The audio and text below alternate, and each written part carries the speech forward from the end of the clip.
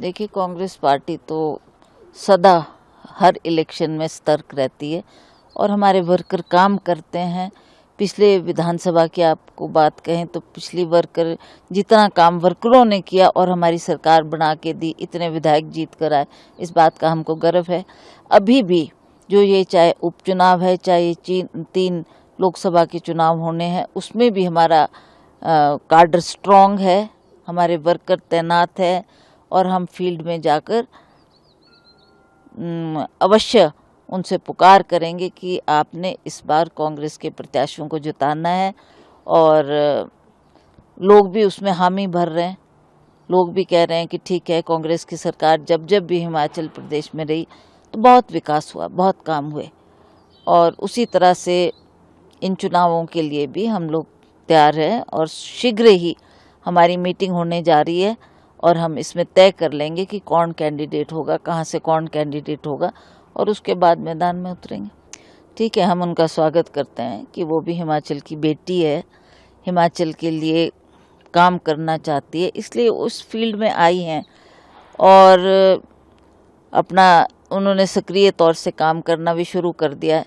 हम भी अब शीघ्र ही चुनाव के मैदान में उतरेंगे और हम कभी भी, कांग्रेस पार्टी कभी भी किसी मुद्दे की तलाश नहीं करती।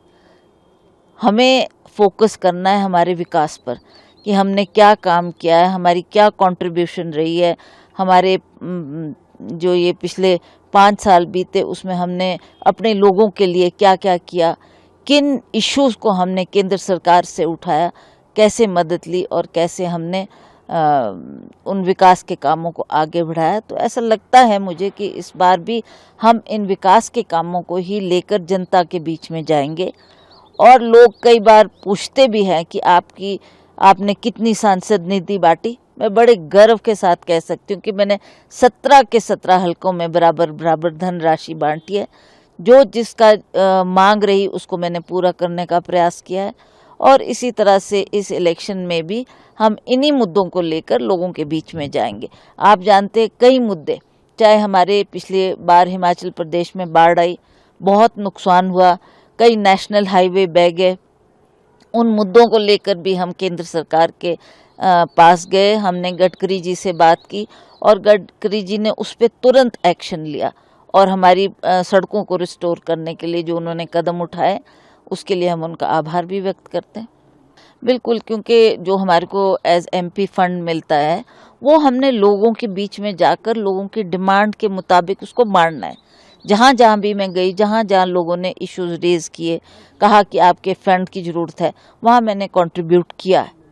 और वो जनता भी जानती है, मुझे बोलने की आवश्यकता नहीं है कि मैंने क्या किया क्या नहीं। लोग जानते हैं इस बात को अच्छी तरह से कि आपने दौरे किए, आपने हर क्षेत्र को विजिट किया, आपने जितना भी संभव हो हमने जो जो मांग रखी आपने पूरी की। देखिए, वो एक महिला है, महिला का आदर करना हमारा भी कर्तव्य है और एक महिला होने के नाते मैं लोगों से भी अपील करूंगी कि इस तरीके की टिक्का टिप्पणी करना अशोभनीय है, ऐसा नहीं होना चाहिए।